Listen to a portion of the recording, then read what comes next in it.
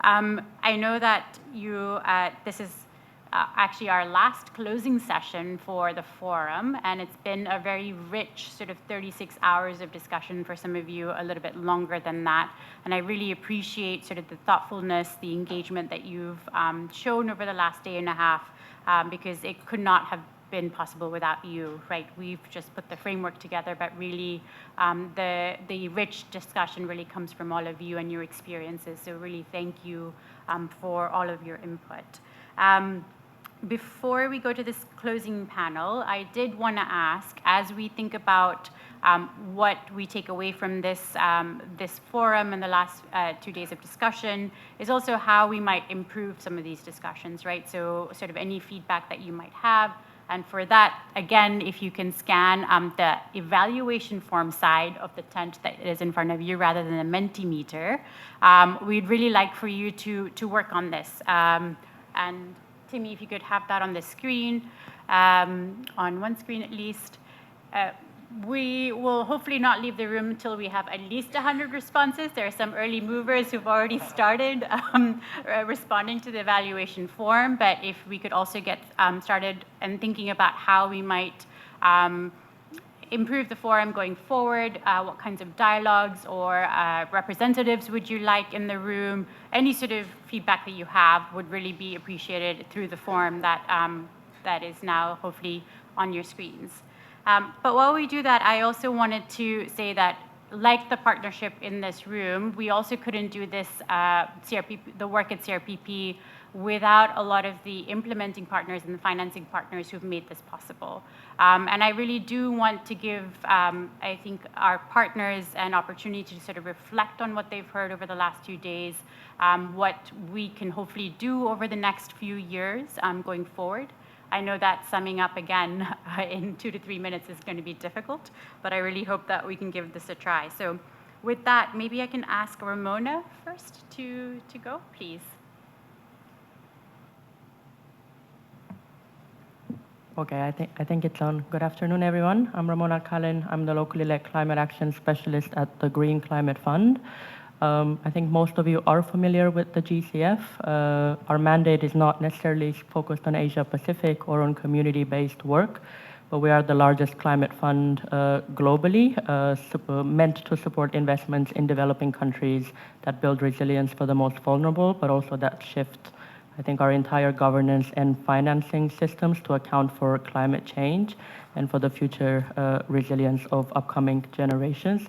It's been very interesting to be here because I think the CRPP is actually quite a unique program in our portfolio.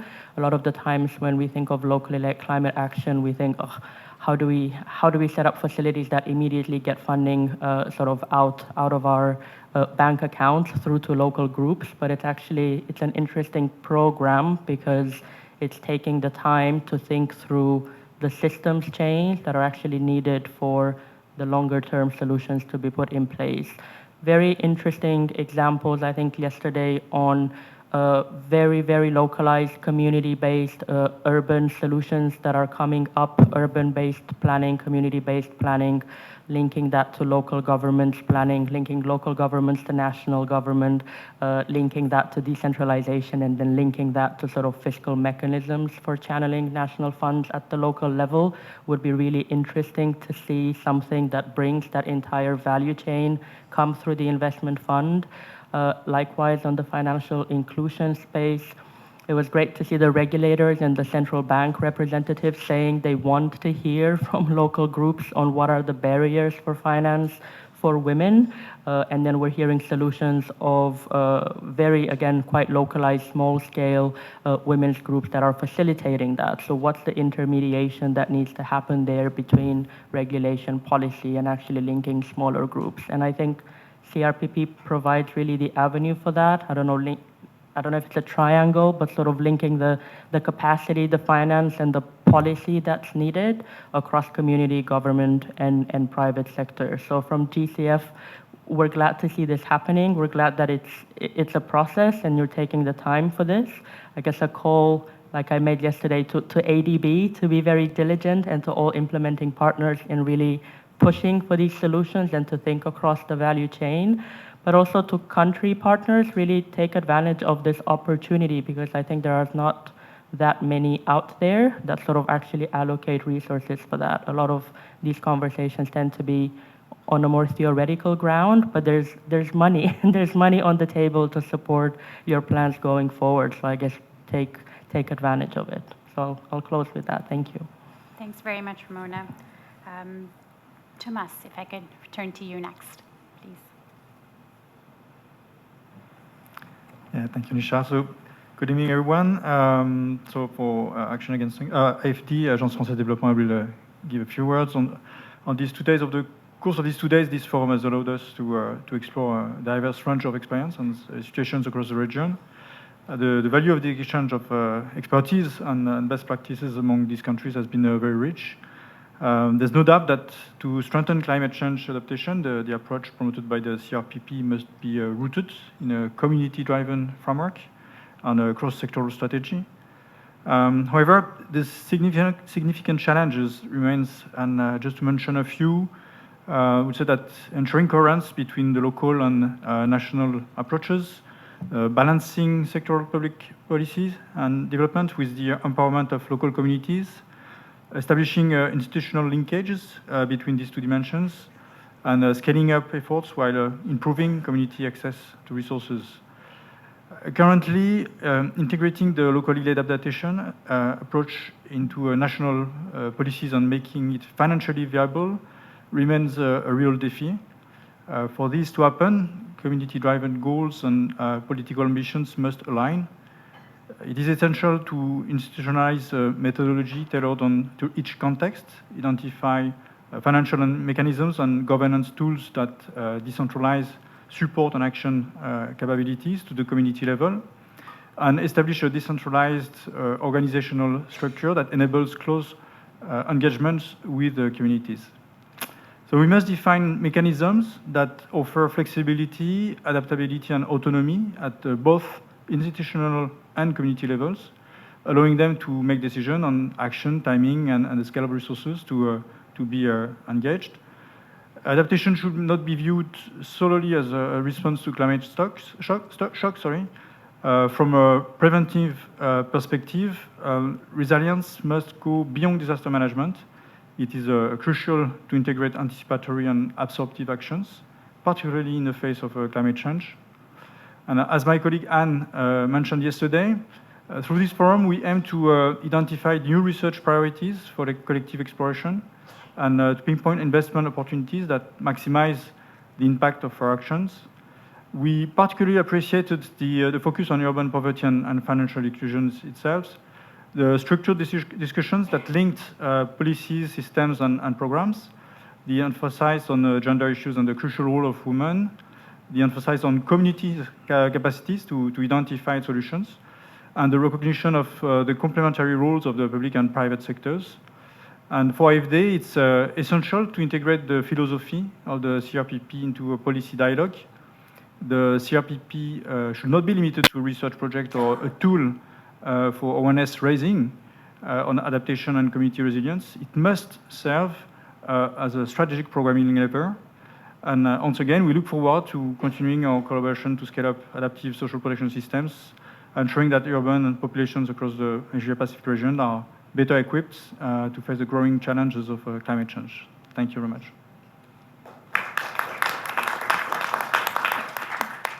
Thanks, Thomas and Ramona. Maybe just to link a few things that are coming out. So one is the linking across levels. The second is also looking at the governance tools and the processes and sort of balancing scale and moving, I think, beyond some of the evidence gathering and the tools development to actual investments as well, and how we can do that strategically.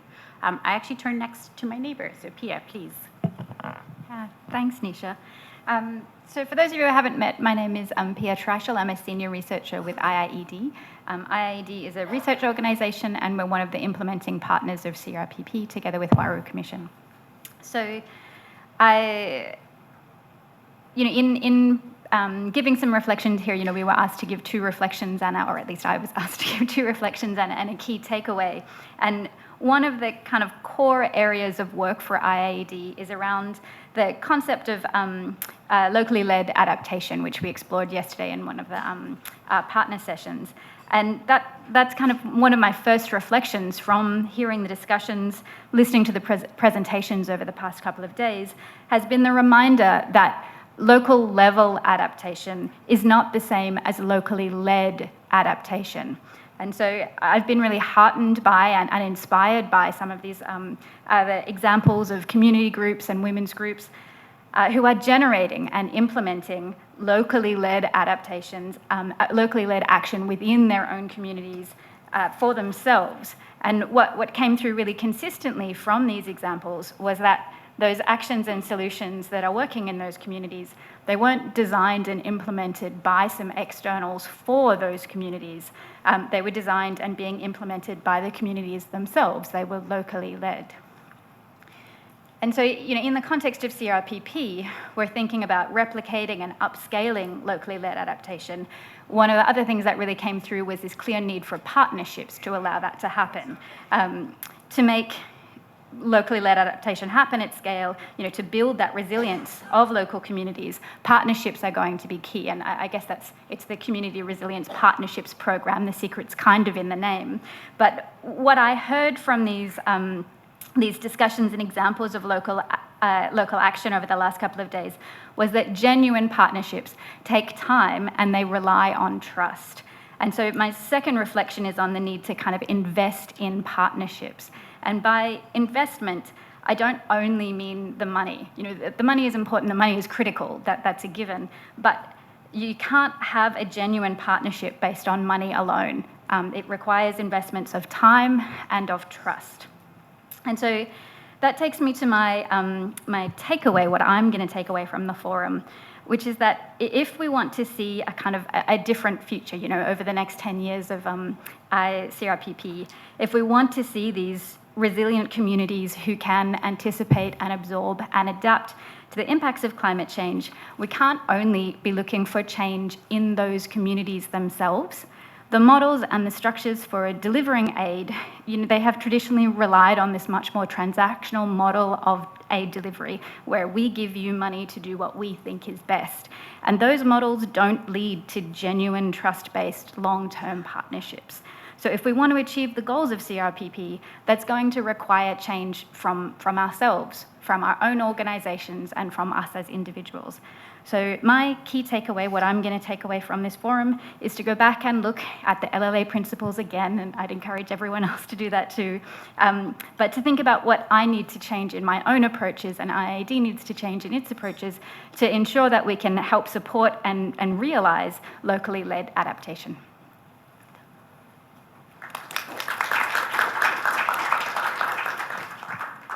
Thanks, Pia. I think we talk a lot about the enabling environment here, but I think that also means, self sort of reflection and change in that too. So thank you. If I could then turn to John, please. Thanks, Nisha, and hello, everyone. I'm John Warburton. I'm the Head of Climate Environment in FCDO's Indo-Pacific Regional Department. I work out of the British High Commission in New Delhi in India. The UK is the largest funder of the Community Resilience Partnership Programme, but as my colleague Jessie was just saying, it's actually part of a much larger programme called CARA, Climate Action for a Resilient Asia, which is actually nominally a £274 million programme, so a third of $1 billion. I haven't got time to go through the other components, although we did hear about one of the other components yesterday, which is called the Urban Resilience Trust Fund, also managed by the Asian Development Bank, so very much a sister trust fund. But I raise this for two reasons. Firstly, because I heard the challenge yesterday that as development partners, we often develop programs that are sort of short-term, insufficiently funded, don't have enough local level engagement. CARA is a 9-year program. I think you'll agree it has a significant budget, and as much as possible, we want all the components to deliver locally led adaptation. And again, I'm happy to talk about that more offline. The second reason I raise it is because, sadly, there's actually a bit of an elephant in the room, and this elephant in the room has only arisen since yesterday evening. And I'm not sure how many of you know, but our UK Prime Minister yesterday announced that the UK defence budget is going to be increased by 2027 to 2.7%. But to fund that, we're going to cut the aid budget again, the UK development budget, to 0.3% from the current level of 0.5%. And of course, in 2020, we were at 0.7%. So to be honest, this this felt like a Trumpian moment, quite frankly, when we heard yesterday. But it's not. And I have to really emphasize that. I mean, the Prime Minister, first, this is not about any criticism of international development. And the Prime Minister was very forthright in saying that this is not an announcement he wanted to make yesterday. And he's also said that we will continue to abide by international norms, international laws. We'll continue to have the focus on gender and inclusion. That we will protect humanitarian support for Gaza, for Ukraine, for Sudan. He did also say that we will protect. He said that our emphasis will continue to include climate change and global health, including vaccines. So I had to take some comfort from those words. But to be honest, there's no point in sugaring the pill. This is a 40% cut that we will face over the next 2 years. Again, unlike the way in which things have been handled by the US administration, this is not something that's going to happen overnight. I mean, we have a 2-year transition period. But quite honestly, I'm expecting cuts in the budget from next year onwards. And I think all I can say at the moment is that nothing is very clear about what the implications are for this and what will be taken forward and what will be deprioritized. So I think a lot of us, in the development part of FCDO feel that this is a bit of a punch in the gut, to be honest. That was a phrase that was used a lot yesterday. So I'm sorry to have to say that, but I just thought, I should clarify the situation as much as I can. 2 quick final reflections. I mean, obviously it's been an excellent couple of days. This is a very personal reflection, but for many years, I've been a strong advocate of solid waste, of waste management, solid waste management, liquid waste management. And it was great to hear yesterday, a strong emphasis on that. If nobody's convinced that waste management is not a pro-poor, gender-focused, and really significant climate adaptation investment, here's a fun fact that I read a couple of days ago. There is now so much microplastics in the environment that it's estimated we ingest 1 credit card's worth of plastic every week. So that's a sort of massive human experiment that's going on that we shall see what the implications of that are. The second thing I just want to say is, going right back to what Argo said at the start about, what is in one sentence, what's the aim of CRPP? It is to, as he said, to scale up investments in adaptation at the local level. And we've heard, over the last couple of days, we've all heard wonderful examples of that, either through urban development or through financial inclusion. But very interestingly, one of the colleagues in the ADB said that our loan officers, and let's be honest, that's where much of the action in an organisation like the ADB actually happens. Our loan officers, they may well sort of see the value of community engagement and be supportive, but when they find that it's actually, it costs money and it takes time and it's quite complex, then, it becomes a bit more of a challenge. So one of the things I think we need to be thinking about within CRPP is what incentives we can introduce within ADB and within staff, within ADB to meet some of these challenges and to feel incentivized to support local level adaptation and community empowerment. I'll stop there.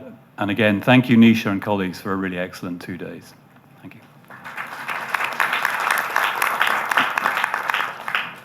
Thanks, John, and thanks, John, for addressing that as well. I mean, I think maybe perhaps in terms of managing global politics and dynamics, I think this is where the need for partnership is even further underscored. And I think that's what most of us around the room are here also to further sort of support that. So thank you. Jacob, if I could then turn to you, please. Yeah, thank you, Nisha. A bit of a difficult task taking the stage after messages like that from John, but I'll try and see if I can make it a bit more cheerful. The first thing that I want to say is just a sincere expression of thank you to the CRPP team for organizing the event again this year. A day running, an event running multiple days with this amount of people, there's so much logistics going on behind the scene, and we don't see it, we just see how smooth everything is running. So a big thank you and acknowledgement for to the team on that front.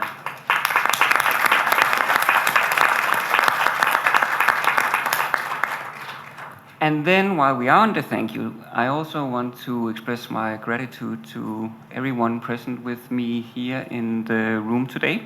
We are a very diverse group of stakeholders, but what we have in common is that we all believe in the same cause, and we all want to pull in the same directions to get the problem solved that we have ahead of us, and that is very much at the heart of the CRPP.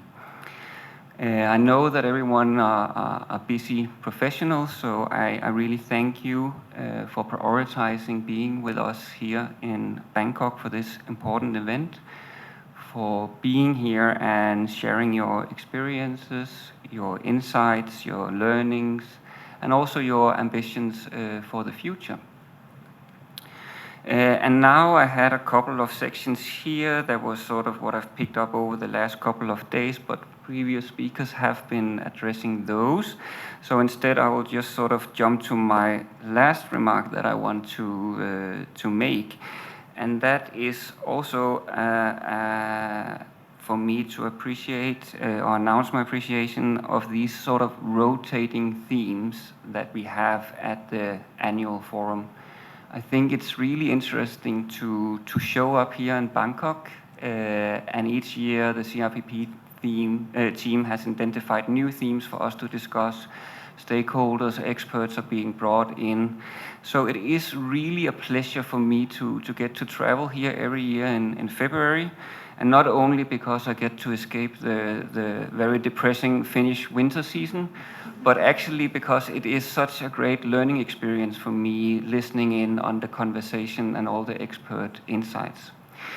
But the reason why I'm also particularly happy with this setup and the rotating theme is that I can see now that we are starting to push beyond just talks. Because what would be really unfortunate is that we get all these people together here every year and it's just a coffee club and it's just chit chat and nothing really happens. So we need to put action behind the words. And we've been running this now in 3 years, and there's been rotating themes. And what we can see now, if we look at the pipeline for the CRPP, is that some of the ideas that we were discussing in the first year is starting to materialize now. So that shows me that what we're doing here is working and it's worthwhile.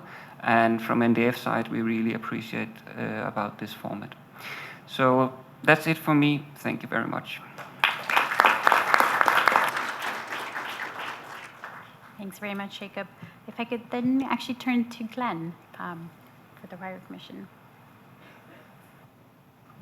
Great, thank you very much. I'm debating whether I'm going to start with appreciations or end with appreciations. There's enough to go around, maybe I'll do both.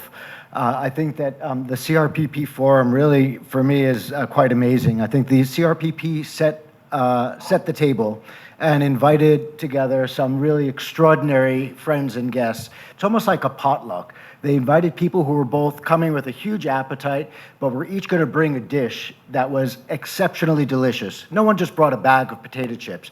People brought out some of their finest meals, and I feasted. I learned so many different things in very unexpected ways.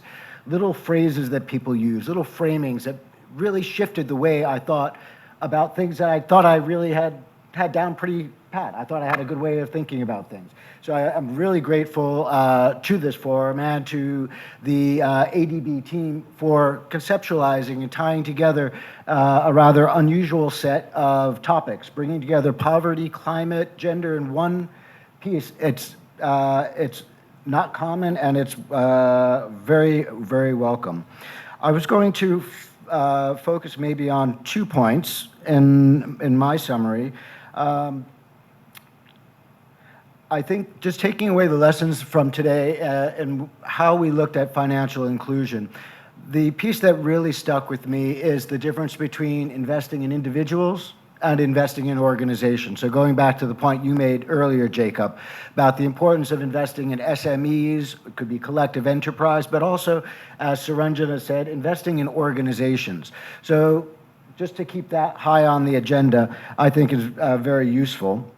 I wanted to now shift to maybe something a little, maybe more optimistic in light of some of the news that you brought, John. I'll share this as a personal experience. In October, I was at the Huayru Commission's Global Congress of Grassroots Women's Organizations.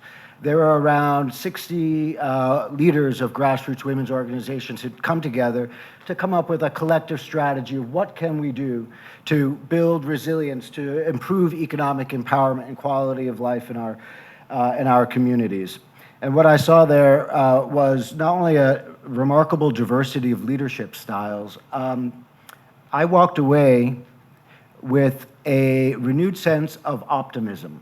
And optimism, having now lived through the threat of what does the global environment look like now, where we're seeing the collapse of international cooperation in very real ways that for those of us maybe particularly in the development profession are going to feel very acutely. I walked into that Congress feeling very down and assured that I just had to get through it and then go back home and continue crying.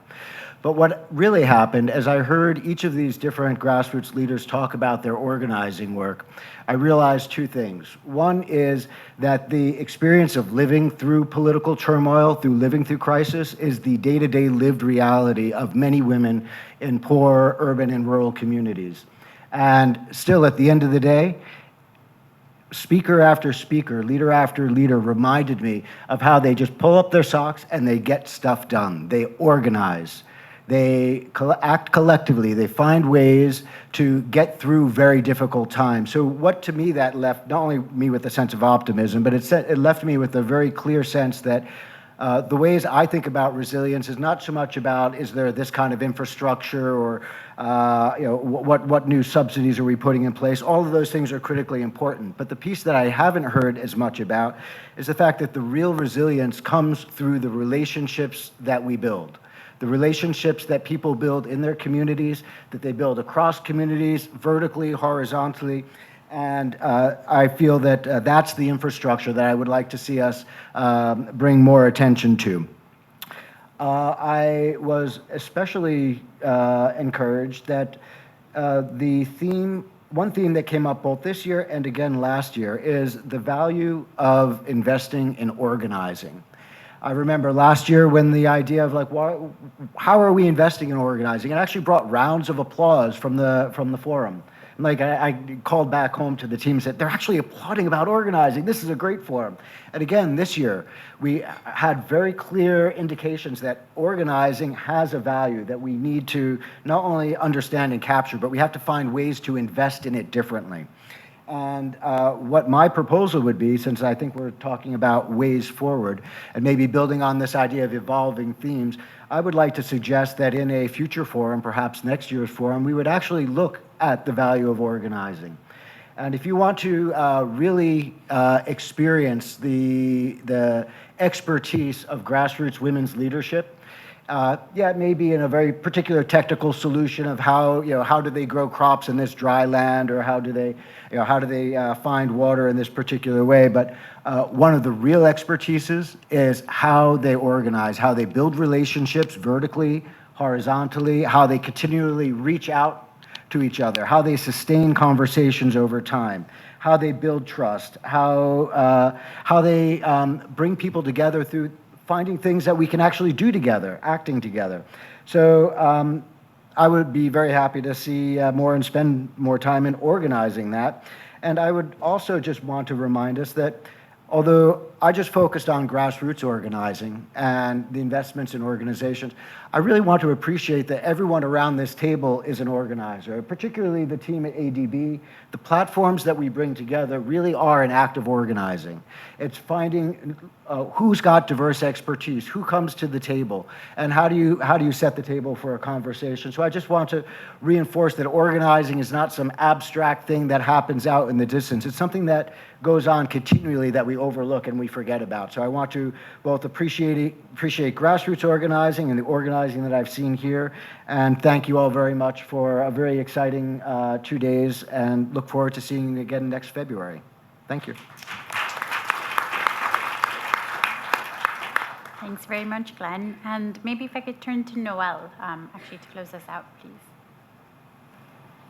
Thank you, Nisha, and I will begin with appreciations. And on behalf of ADB, I think a huge thank you to the development partners, to all of the organizations involved here, and to all of the participants who've made for such interesting discussions over the last 2 days.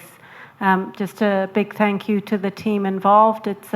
It's a big body of work across the year, but also to pull together the conference, as has been commented on.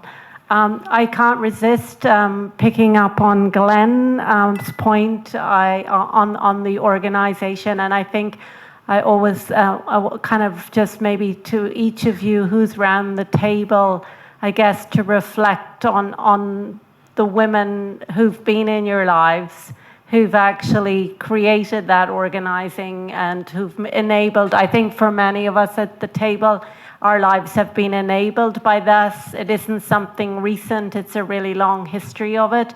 My mum was a rural woman in Ireland, and it was the Irish Country Women's Association.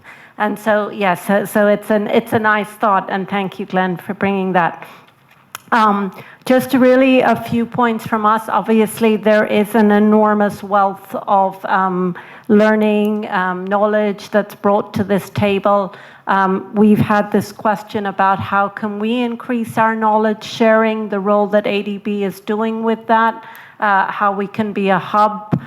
That is certainly something that we'll look to, and how we can scale that up further within the work we do, but also in the wider communications and knowledge sharing that's being expanded within ADB.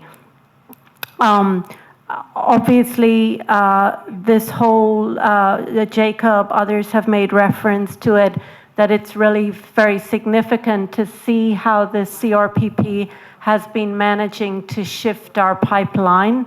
I mean, John has made reference to the fact that it's not easy to change the mindsets within an institution. Are there incentives? Are there sticks? It is something that we very much continue to work on. And I do want to just note that the progress within ADB and with other MDBs has been very substantial over the last number of years. But I think we're really proud of the work that is happening under CRPP and how we can use this to continue to influence inside ADB, but also across the regional MDBs and the World Bank itself over the course of the year, irrespective of what comes to us. Because it is my own view that there is enough work to keep us fully busy. We need to keep our eye completely on the agenda that we are focused on and not get caught up with the political aspects. And the last thing I just wanted to say is just that obviously the scaled up work that each of our institutions is involved with at the policy level, and how that can continue to scale out further the successful pilots and interventions, because I think you talk about things at an organizational level, but clearly that policy influence on the systems aspect is where we really need to to demonstrate our value. So I think other than that, just a huge thank you again, and wish those who are already departing safe journey home, and look forward to continuing the work. And Nisha, back to you.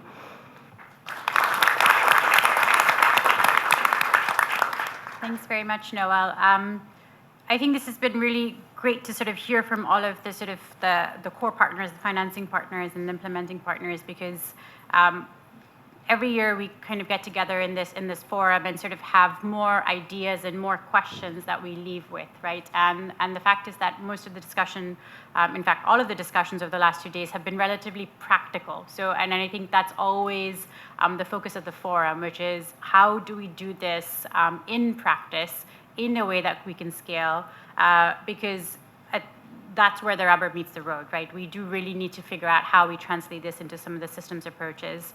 And I think maybe the takeaway from all of this is that there's always more we can do with the structures that we have within the structures, as well as figuring out, well, how do you shift the policy and the enabling environment should we need to. I've also been reminded that we're not allowed to leave the room till we hit 100, so just in case you're still working on your evaluation forms, please do submit that. No, please just do one. Do not artificially hit the numbers for us. But no, it is really a reflection, I think, for us, and a learning moment for us as an organizing team, as well as how we think about structuring these dialogues going forward. Particularly if you are from a government representative, it would really be helpful for us to understand what is helpful for you, because at the end of the day, some of the systems approaches are through the work that you do, and so it's really targeted and understanding what you need. And thank you to everyone who's expressed appreciation, but I would be remiss if I didn't ask Timmy, who's back there, who's been really helping with a lot of the slides. You've all been in touch with her. Alex, Jen, Jane, all of them that you've been in touch with. Like, I am potentially the person sitting at the mic as Orgo and Noel, but really there's a whole team behind us who's doing the day-to-day, hour-to-hour sort of coordination with you, and this would not be possible without them.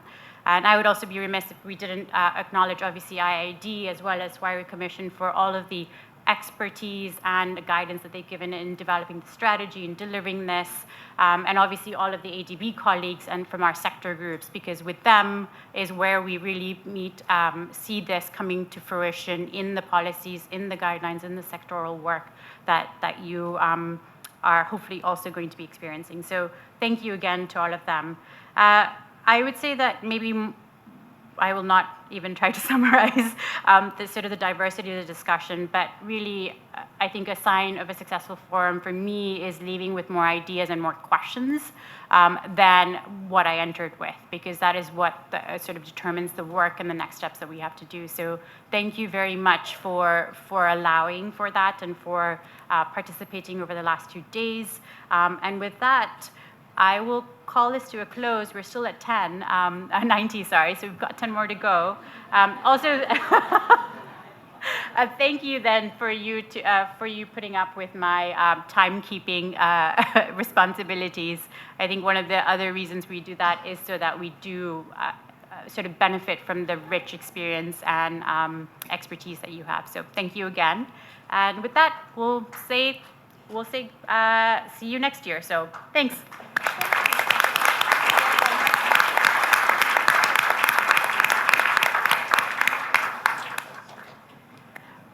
Just maybe a note to others who are attending the partnership group meeting. We'll reconvene in about 15 minutes across the way. So thank you.